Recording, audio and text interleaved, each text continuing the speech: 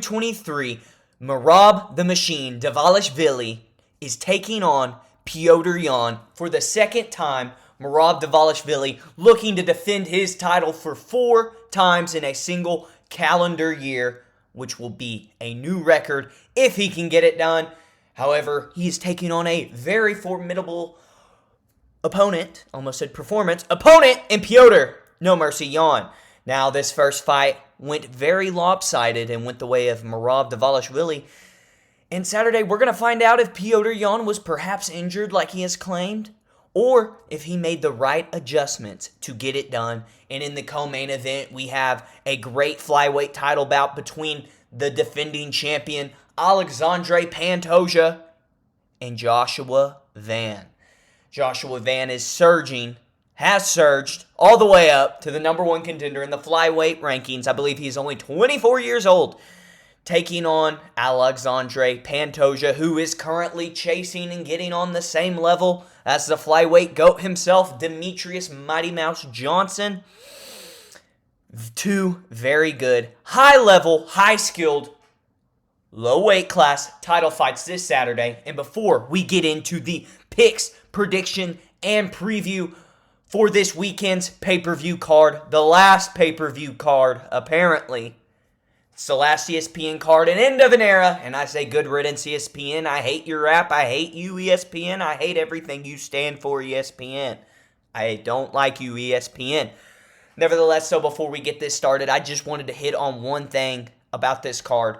There are not so many, but there are very good, high-level, competitive fights on this card. I had a very difficult time making my picks and predictions for this card, and I'm not very confident in a lot of them.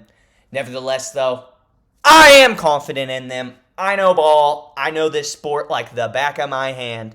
So let's get into this very deep and, dare I say, stacked UFC pay-per-view.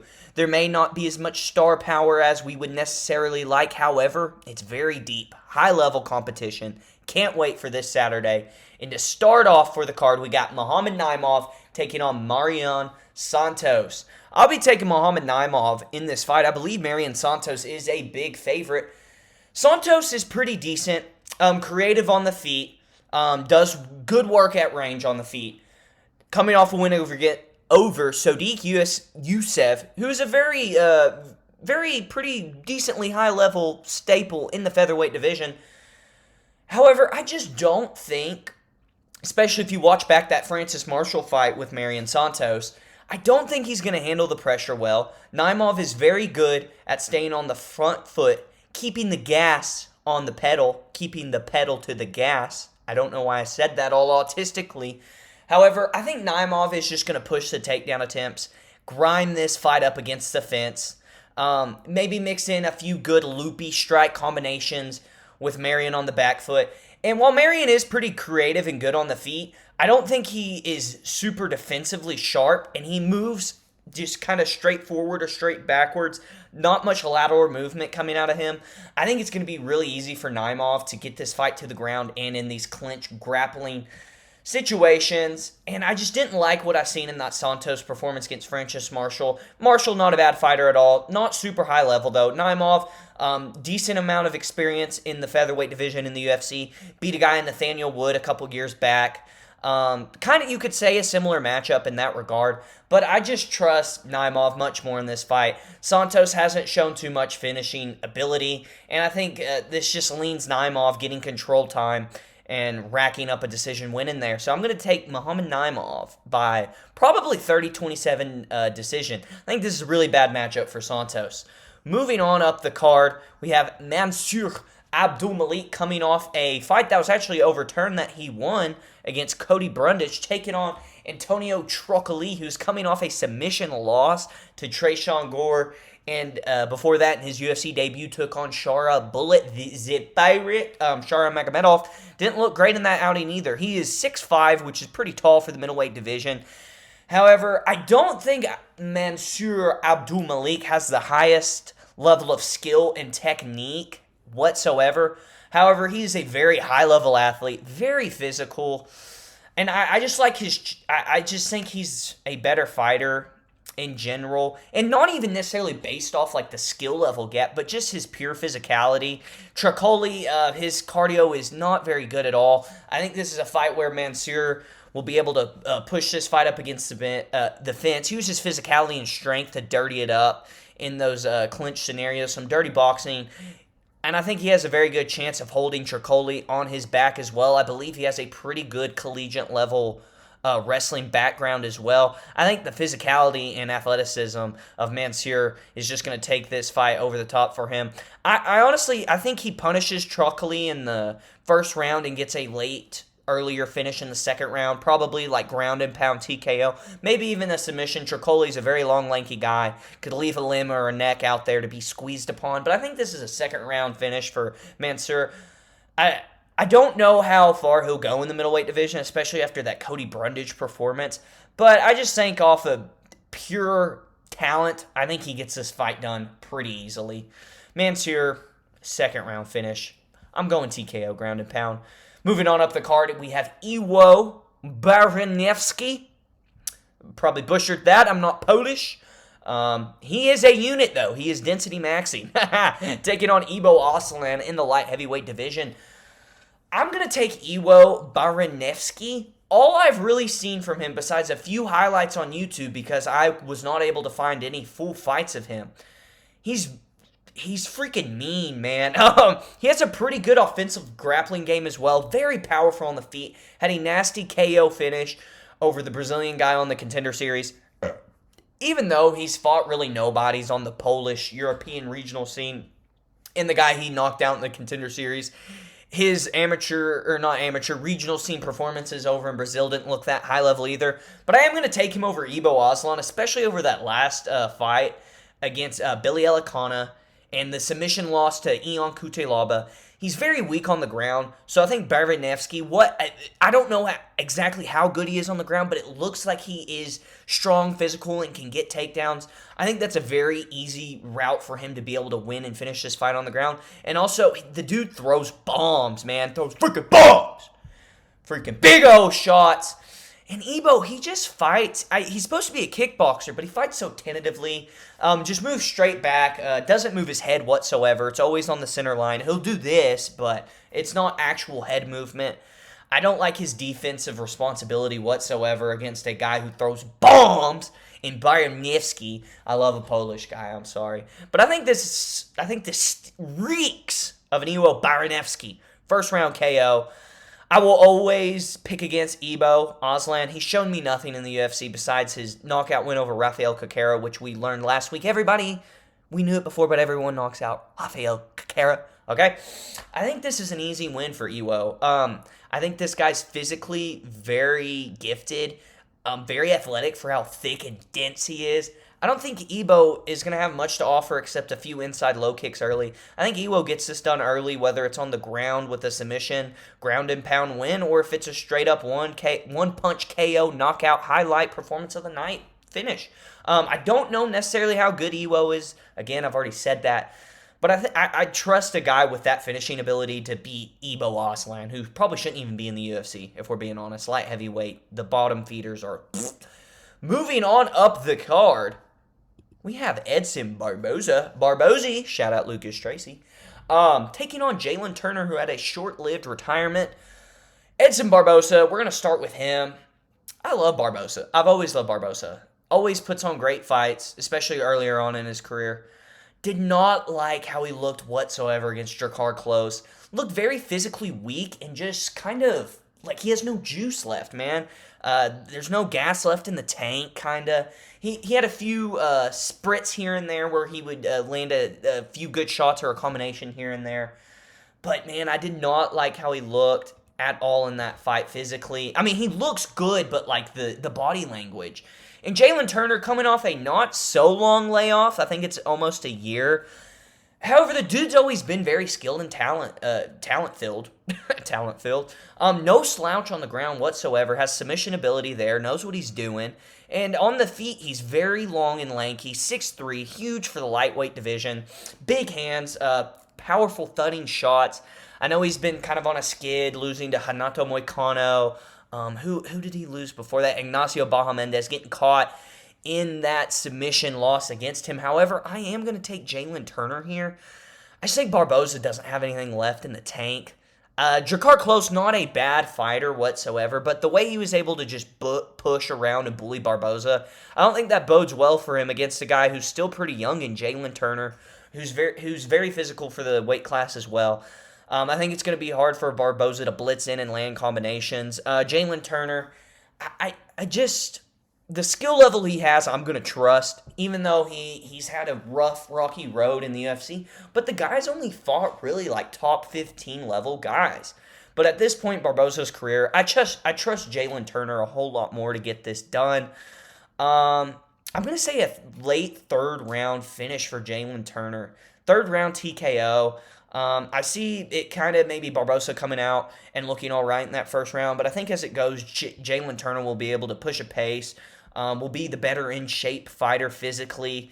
And I think he'll be able to wear on Barboza, maybe mix in the grappling as well, put Barboza on his back and gas him out. I like Jalen Turner in this fight, late third round finish. This is kind of a weird fight because you don't know what to expect out of Barboza at this point in his career. Jalen Turner laid down the gloves in his last fight against Ignacio Bahamendez, but he's coming back here. I trust his skill set.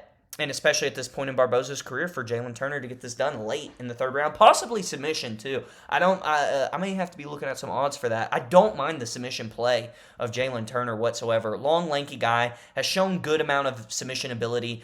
Had a close fight with Mateusz Gamrot as well. Showed that he is no bum in the grappling department whatsoever. So I'm gonna take Jalen Turner in this fight. Moving on, poor Marvin Vettori getting put on the early prelims, taking on Bruno the Hulk Ferreira. This was a tough fight for me to pick, but I just kind of had to look at it from a bird's eye view, and I had to say the Italian Dream, Marvin Vettori, the 1-2 punch combination king himself. That's about the only skill he has. But I think it's impossible to finish the guy. I mean, the blockiest chin you'd ever seen in your life, okay? Bruno Ferreira, he may be able to land some bombs, but I don't think he's going to, sit down Vettori or be able to finish him.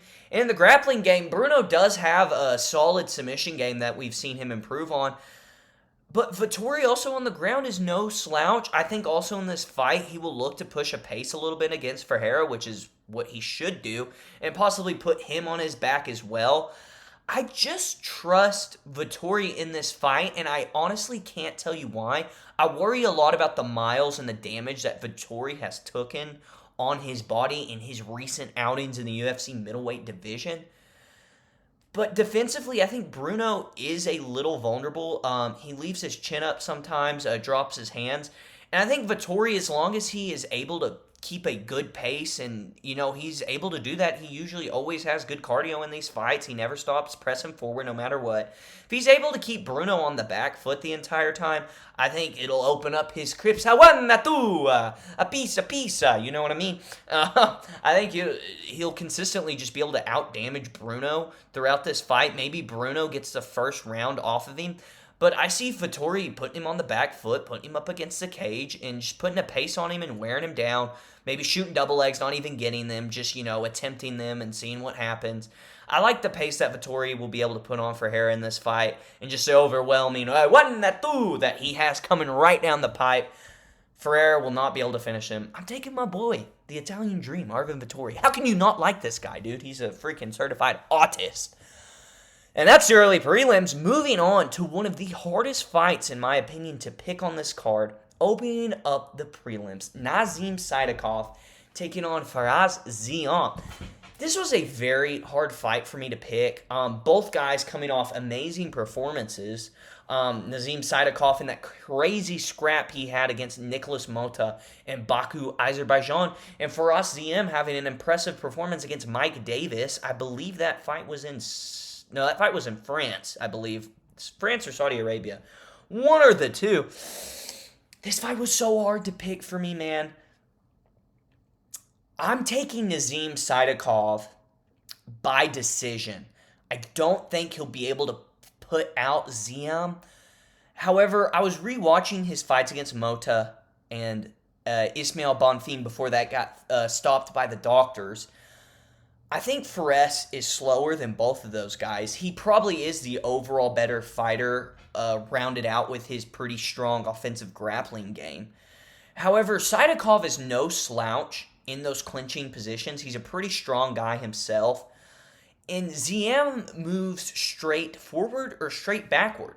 And anytime, like Mike Davis would, the few times he did it, would try to put together a combination, if he was just a little more crisper and quicker, he would have landed. Because as soon as Ziem backs up, man, he doesn't close up his guard. He goes like this. And he throws a lot of looping strikes, even though they are powerful, and he puts together nice combinations. Not necessarily the most technical things you'll ever see. He's a bruiser, man. He likes to put you up against the fence and start working those knees and elbows. But Nazim is very quick. I think he'll have a significant speed advantage in this fight. I don't think Ziam, I think he's kind of on the slower side for the lightweight division. I don't know if it's just Frenchmen, him and Benoit Saint Denis. But I like Nazim's ability to probably weather the first round storm of Fares Ziam and come out in those second and third rounds and be able to tune him up on the feet. He moves very well laterally, sets himself up in positions to fire off quick, sharp combinations, enters with most of his combinations with 6 straight shots down the middle, ends them with hooks, and he has very good kicks as well. I think Fares will be dipping a lot and, kind of looking to go into the hips for those grappling exchanges. And I think there's big chances for Nazim to land some of those head kicks or even knees in those scenarios as well, even though we haven't seen him throw many knees. But he's a very well-rounded striker on the feet. This fight's really close. I worry about how Saidakov will handle if Ziam decides to just put a lot of pressure on him and back him up against the fence and shoot for takedowns. But I think Nazim's really quick and good with his footwork, that he'll be able to circle out of those positions. No slouch in the clinch either. Not a slouch in the grappling department either. Trains out of Sarah Longo and Syndicate. Those guys will have him prepared. John Wood and Ray Longo. I like Nazim Saidakov here a lot. I'm going to take him 29-28 decision. I think this is going to be a very good and exciting fight. I think this is a potential fight of the night for sure. With these two guys going out there and scrapping. I think Saidakov can just get in and out of range with Ziam and take advantage of the speed advantage he'll have and end up piling on more damage as the fight goes on with slicker shots down the middle. Ziam likes to loop a lot. He does have a very good jab, though, Ziam. He kind of throws from the hips. But I think Saidakov's that high-level guy where he's able to work off that. So I'm going to take Nazim Saidakov, 29-28 decision in a very close contested fight. A scrap is what I'm feeling for this. I really think this is going to be a good fight. These are two high-level lightweights. I can't wait for this fight. I'm very excited for it. But I'm going to take Nazim Saidakov, 29-28 decision. Moving on to the biggest fight of the card, the most underrated prelim fight on this card. We have two bad women taking on each other in Macy Barber and Karine Silva. Now, I thought long and hard about this fight, and I was just thinking there. WMMA, high-level footwork battle, right? Range. Where am I going to flick out a jab and go, who is going to do that? Who is going to get into the head of their opponent? Who is going to get into the nits and grits of this high-level competition? And I just had to pick Macy Barber, man. Okay? It just had to be Macy Barber. No, I'm kidding. I am picking Macy Barber, though. She's much more well-rounded than Karine. She's not a very good grappler at all. I think Macy Barber's going to put her on the back foot. Karine's a pretty basic WMMA kickboxer on the feet. Tap at the leg, throw a little kick to the body, throw a little 1-2, a little but Macy, while she does punch air a lot, she's good at getting in close range and landing damaging strikes. I do worry about the time off and her pulling out of the Blanchfield fight and apparently having seizures. But I think if she's taken the fight, I think she's healthy, And I like her ability to take down Karine as well. I think a big part of the game plan for Barber is just pressing Karine against the fence, getting inside with combinations. She has pretty solid kicks too. She'll work those in. But I think grappling is where she has the best chance and easiest route of winning this fight. And I think she's going to mix it in quite a bit. So give me Macy Barber, 30-27, 29-28 decision. Moving on to Terrence McKinney. I don't know why I did his in it. Terrence McKinney, man! And How do you do a Scottish accent? Chris Duncan. That was not bad. This is a pretty good fight as well. I'm taking Chris Duncan. Terrence McKinney is a can crusher. If you look at his record and watch his fights, when he has these good performances and he looks like a very good prospect, it's against cans, man. It's against Vasily Borishev. It's against, I don't even know the guys' names because I don't even think they're in the UFC anymore. But as soon as he gets into that more of those range of those guys who are a little more slick, a little more well-rounded, a little better coached, coming out of decent camps. Chris Duncan's been working a lot with American Top Team. Looked really, even though he did get beat up a good amount in that fight, looked really good against Mateusz Rebecki. The dude, you can't finish him. Nasty guillotine as well. Terrence McKinney, I think he may come out hot in this fight, but I think he's going to start overswinging himself, kind of how maybe Balajiaki did against Chris Duncan. And I like Chris Duncan's ability, especially what we've seen in his last fight against Rebecki, to slip big shots, time those overswinging moments, where those big powerful shots, and work combinations in and throw some good straight shots. And work. I just sounded like an idiot. I think he's going to work.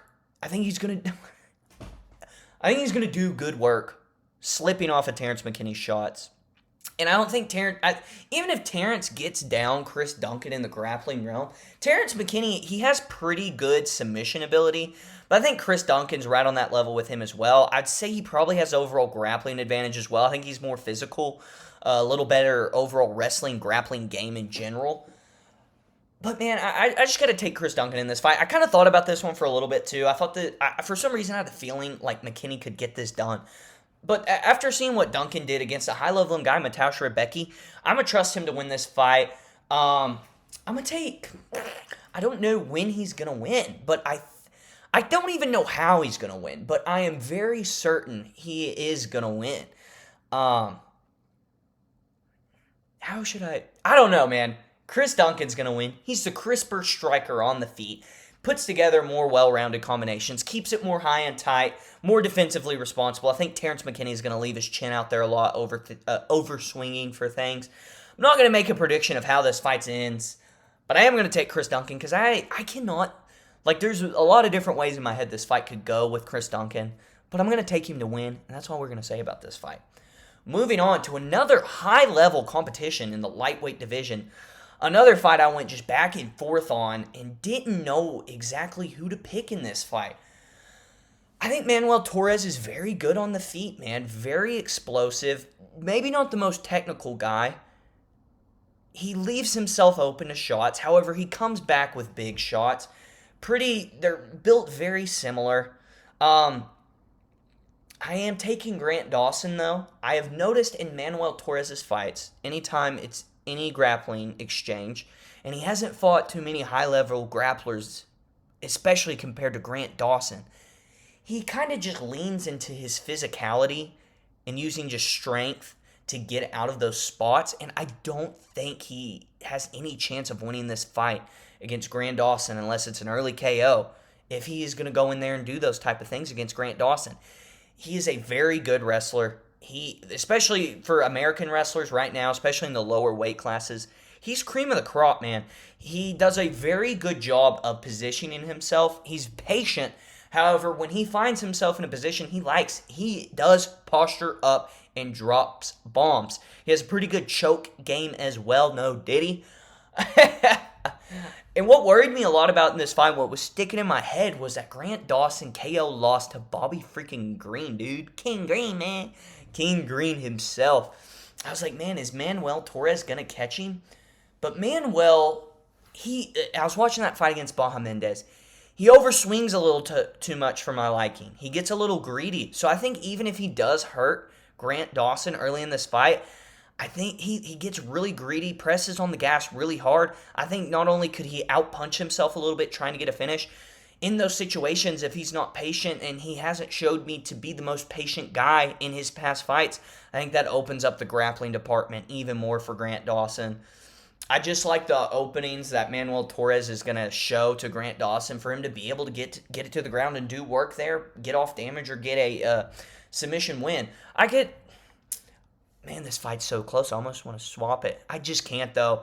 I think as soon as Grant gets a hold of him, he's going to have a huge advantage. He has not shown a high-level grappling skill set whatsoever, Manuel. Even though he's phenomenal on the feet, very exciting to watch. Throws freaking bombs, dude. Freaking bombs, yo. He throws them bombs, man. Throws them bombs in Gaza, yo. Sorry. Sorry. That's not funny. But I'm going to take Grant Dawson. I think he even has chance to land some strikes up the middle with how Manuel... Dude, the guy will overswing so bad, he'll dip his whole head into the middle of his opponent's frame. I just don't like that at all for him in a fight against Grant Dawson. Give me Grant Dawson. Decision or finish for Grant Dawson? I'm going to take him by finish. I'm going to take him by third round choke. I think Manuel will keep it kind of close in the first. I think Grant Dawson will start to wear on him in the second with the grappling. And I think in that third, Manuel is going to try to go for broke. I think Grant Dawson will beat him up a little bit more and find a submission, probably like a rear naked choke in that third and final round. I'm excited for this fight as well. Very high level. Very good prelims. Very good fights. Moving on to the main card opener. Polish Power. Jan Blachowicz taking on Bogdan Guskov. Bogdan Guskov. I'm going to be taking Jan Blachowicz. I was leaning Bogdan all this week because of kind of the outcomes Jan has had in his last few fights. Should have won the Ankalaev fight. Kept it close with Pereira. I scored it for Pereira, but it was pretty freaking close, man. Arguably beat Carlos Ulberg. I kind of think he beat him as well. Bogdan Guskov, very powerful, slick boxing on the feet. Blachowicz is older, but I am going to be taking Jan. I think he's the more well-rounded guy. We've seen Billy Alicante do pretty good groundwork against Bogdan before he got that submission win.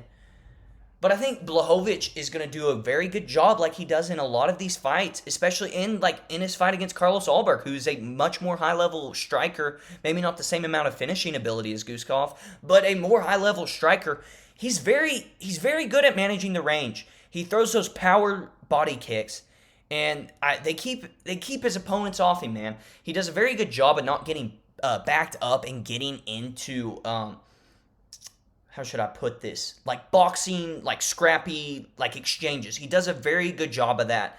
Still very powerful at his old age. I think he's going to chew up the body and legs of Bogdan. I could see Bogdan maybe getting some early nice-looking damage in that first round and winning it. But I like Blachowicz's ability to get this fight to the ground as well. I don't think Guskov is very good on the ground at all. And I think Blachowicz has a very, very big advantage there. And if he wants to get it there, I think he can get it there. And I think he should try to get it there. Get it there on the mat. He's very good at back takes. Very good at positional control. Very dense, strong guy. Guskov, coming off that knockout win over Nikita Krylov. Besides that, though, he hasn't done the craziest amount of work in the UFC. Jan Blachowicz has been in there with the best of the freaking best, man. Who's Guskov beat? I know he lost to Volkan in his debut. That was the most high-level guy he fought. Billy Alicante gave him a scrap on short notice there for a little bit. Beat Ryan Spann. Everyone beats Ryan Spann. And Zach Pauga, who's not even in the UFC anymore. And Nikita Krylov is very chinny at this point in his career. I think Guskov's pretty good. I think he's pretty sharp on the feet. Powerful. But Jan, I trust Jan to manage the distance and to be able to put together combinations of his own. I think you get a first-round flurry from Bogdan. I think Blachowicz goes in the second and third rounds, mixing in the grappling, and starts to kind of pick apart Guskov. I also trust Blachowicz's cardio much more, even at this older age. Guskov hasn't been in too many long fights whatsoever. All his fights have been finishes. I trust Jan to get this done. Polish power. I'm going to take him by 29-28 decision as well with a pretty... I think Guskov's going to have a good first round, get off some damage, but I think Blachowicz is going to dominate him in those second and third rounds, mixing in the grappling. He also can establish a pretty decent jab as well. And Guskov he fights a lot, hands to the hips, kind of moves a little karate here and there. I could see him getting a little overconfident too, and Blachowicz catching him on the chin, man. Those check hooks are really good from Blachowicz moving out of range, and I think he's going to be able to use that very effectively in this fight. Moving on to Henry Cejudo taking on Peyton Talbot. This fight scares me. This is such a weird match made. This was weird matchmaking to me. I know Cejudo's kind of saying this is his last fight, but also kind of not. I couldn't even tell you, honestly. I should have looked that up before this. Nevertheless, though, taking on the young and up-and-comer and Peyton Talbot, coming off that win over Felipe Lima. Good striker, pretty powerful, especially for 135. Good at picking his shots. Very calculated as well, putting together combinations. I'm going to take Henry Cejudo, though. I like Henry Cejudo's movement on the feet against Talbot. He's pretty good at working in and out of range. I think he'll kind of have the speed advantage footwork-wise as well. He's a quick guy. I know he's on a losing streak, but I'm taking him because he has to wrestle. And Felipe Lima lost to Talbot because he made a lot of bad decisions in those first 2 rounds in the grappling department, kind of like giving up weird positions where he had the advantageous position against Peyton Talbot. And after I've seen Raoni Barcelos ragdoll Peyton Talbot, it is very hard for me to think that Henry Cejudo cannot do the same thing in this matchup. Also, think on the feet, this is probably Peyton Talbot's probably the best striker he's fought as well.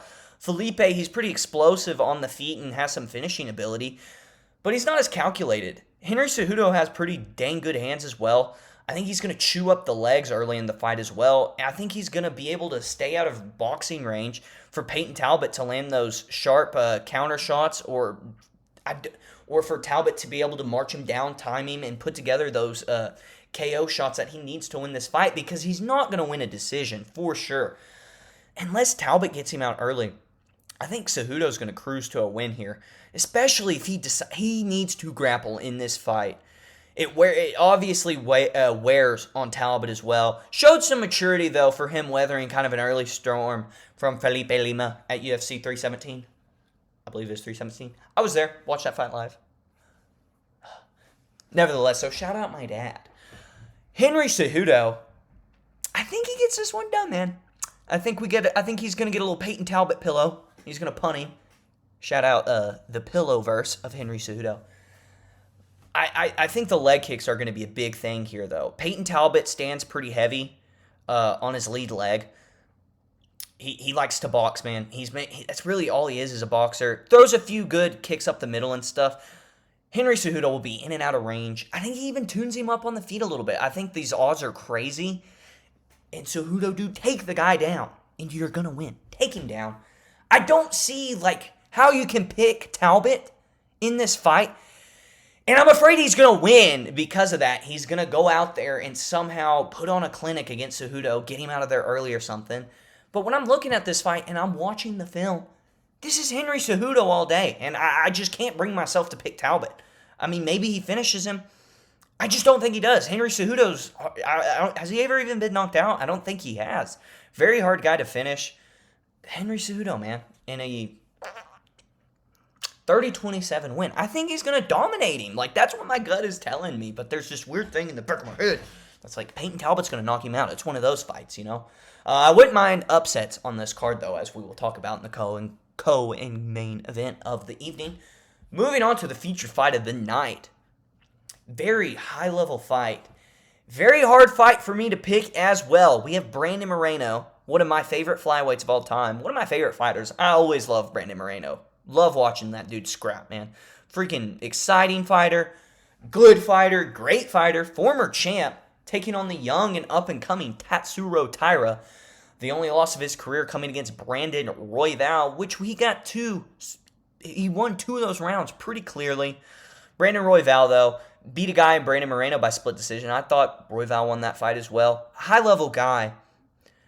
This was a very tough fight for me to pick. Tatsuro, very, very calculated and disciplined on the feet. He doesn't throw a lot, but he's pretty powerful. He's quick, and when he finds shots, he goes for it, and he can land pretty hard. Brandon Moreno on the feet, very good jab. Mixes up his kicks with his combinations, sets up that wide, is he southpaw or orthodox? I can't think right now, but he'll set up that wide over-the-top hook that lands on a lot of the guys he fights. Grappling, Tatsuro Taira, expert back taker. He doesn't have the best takedowns in my opinion. However, he gets in these grappling exchanges where he is able to find his way to the back a lot of times, or just control in general. Brandon Moreno, a very good grappler in his own right, a good wrestler, very good jiu-jitsu guy, submission ability. This is a very evenly matched fight in my opinion, but I will be taking Brandon Moreno by decision, 29-28. I think the difference in this fight, and I was leaning Tatsuro after I rewatched that Royval fight, because I was like, this guy's only gotten better since then, as we've seen in the Hung Seung Park that he recently beat. Hung Seung Park's not a top 15 flyweight, though. And where Brandon Royval messed up in that fight against Tyra is he kept on the pressure, which is great. But he just kept throwing combination after combination. And when the difference between Moreno and Royval, when Royval throws, he keeps you up against the fence, moving laterally, pressing the gas towards you. And he just stays on you, and he gets a little bit over his hips in a lot of those combinations he throws with those straight shots of his. And that's where Tyra was able to grapple and get control of Royval. Brandon Moreno, on the other hand, he is very good. While he does press a pace, he is in and out. He is not constantly on the gas, moves well laterally as well. However, he fights more with range and very unusual reach that he has at the flyweight division.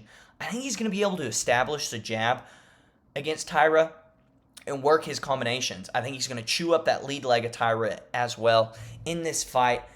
And even if this fight goes to the ground, I like Moreno to be able to survive. I think he'll have better back escapes than a guy like Royval. And I think he's more well-rounded. Even though both guys are well-rounded, I think Moreno's going to work off that jab. Very nice in this fight. He's a very high IQ MMA fighter. The guy has great cage awareness, and his just mind in the cage is very impressive in my opinion. So I think he's going to be very composed in this fight, and he will be able to work Tyra. I don't know why I keep saying work in this video, but I just, with him setting up his combinations with the jab and his ability to be in and out of range and then know when to put the gas, turn on the gas and pressure, I don't think Tyra will have as many opportunities as he had against a guy like Royval to get this fight to the ground, get Moreno's back, and control him there. And even if it does get there, I think Moreno, scramble-wise, jiu-jitsu-wise, positional-wise, is going to be better than Royval was getting out of those situations. I think this is going to be a very high-level, competitive fight, but I'm taking Brandon Moreno, 29-28 decision. I just think on the feet, he's going to be too much for Tyra. I think he's a little faster than Royval as well. And, I know this is weird, Royval beat Moreno, but, like Dana said, matchups make fights, They make them. And that is very true. Because Royval does match up with Moreno better. He's able to put on the pace and wasn't able for Moreno to get off, be in and out as much, and set up more combinations. But in this situation, I think Brandon Moreno's a better matchup against Tyra than Royval was. He doesn't extend over his hips as much as Royval does whatsoever. He stays very centered and controlled, and the way his stance is very hunched over. So I think he'll be ready for those shots against Tatsuro Tyra. I think on the feet, man, I think that jab is going to be too much for him. I think it's just going to be too much for him. Coming over the top with that hook, he sets it up super well instead of just pressuring forward and putting together combinations. He finds the shots that he likes, and I think he's also good. He's very good at finding timing as the fight goes on. I think the 3 rounds honestly kind of favor Tyra a little bit more than if, say, this was a 5-round main event of sorts. But I think Moreno, after that first round, if he finds any sort of timing, I think he's going to be able to tune up Tyra a little bit. Because Tyra, defensively, he has a very good high and tight guard. He's responsible, but he doesn't have the best head movement. He's pretty center-lined a lot of the times. I think Moreno's going to find a lot of straight shots and set up that little loopy, nice overhand hook he likes to throw a lot. I'm taking Brandon Moreno in this flyweight bout. Moving on to Alexandre Pantoja and Joshua Van for the UFC flyweight title. I want to pick Josh Van so freaking bad in this fight. The dude's hands are nasty. Very good head movement, especially as a shorter fighter, which is funny for the flyweight division. Like what we've seen against him against Royval, he positions himself very well in those close quarter boxing exchange range to come through and throw more powerful strikes, and that's what won him that fight, in my opinion. It wasn't like him At range, he's very good as well. Has a very good jab. Throws very good straight shots. But the way he tightens those hooks up, and especially on that inside range when he positions himself well, man, he's very devastating there and does really good work. I think he's going to have success early in this fight, but this is a 5-round title fight. Okay, you're 24 years old. The guy has not grappled that long, and you're taking on Alexandre Pantoja. About to be the point where you can argue that he's possibly the best flyweight in UFC history. The dude is just an animal. On the feet, it's not that pretty with Pantoja. Doesn't have the best boxing, but the guy throws really powerful kicks. It allows him to manage range very well and not allow quicker strikers to get on the inside and put together combinations. And he'll even punish you entering into that boxing range. The dude throws some pretty good unorthodox hooks, tight shots, has a pretty solid jab as well. And there's just no way in my mind, with the inexperience of Joshua Van in the grappling department, that Pantoja doesn't get this fight to the ground and submits Joshua Van. I think Joshua Van's going to have success early in those first and second rounds, but Pantoja's going to keep coming forward and meet him. I think Joshua Van, after that first round, is going to start to get on the back foot as he feels that pressure, strength, and physicality of the old grizzled veteran champion that is Alexandre Pantoja. And as soon as that fight gets to the ground, you're in his world now, friend, as my man Joe Rogan would say. Pantoja is levels above this guy at the ground. I haven't seen Joshua Van even fight off a submission. Pantoja is arguably the best submission guy in the octagon currently right now today. I just don't see the route for Van to come out of this fight the winner. Because as soon as this fight hits the mat, it's Pantoja. And it's Pantoja submitting you. The reason I think Van will have success early, I think he will be able to fend off the takedown and grappling in those first and second rounds. But I think in the third round, Pantoja is just going to keep coming forward. They call him the cannibal for a reason. The dude's pressure and physicality against the cage, getting the fight to the ground, the submission threat and ability. I think it's round 3 submission, Alexandre Pantoja. I think Van will make this fight competitive early. But I think as this fight goes, Van will have to start getting on the back foot to compensate for the grappling pressure and prowess of Alexandre Pantoja. I think this is a 3rd round submission, rear naked choke. He's going to get Van's back at some point. He is a short and stocky guy for the flyweight division. I think he's just going to wrap around that body of Van and keep him there and work for a submission. Alexandre Pantoja by submission. I wish I could talk more about this fight, but I think it's just so clear-cut. The ground, the inexperience of Van is just going to be so freaking easy to see as soon as this fight hits the mat. This is Pantoja, another title defense. But I think Van, honestly, he can learn a lot from this fight and be back in a championship fight scenario very soon. The dude is low-key becoming a star. He's a fan favorite, especially if you're a hardcore fan of the UFC and MMA. You love Joshua Van. I love Joshua Van. I love Pantoja too, honestly. So underrated, so disrespected. I think he's going to have another legacy-defining performance and finish in the 3rd round by submission this Saturday. We're going to find out Saturday night, baby. Moving on. No! Oh, he's going to do it again! Oh my gosh. Merab Dvalishvili defending his title against Petr Yan for the 2nd time. I'm taking Merab, man. I don't want to. Oh my gosh.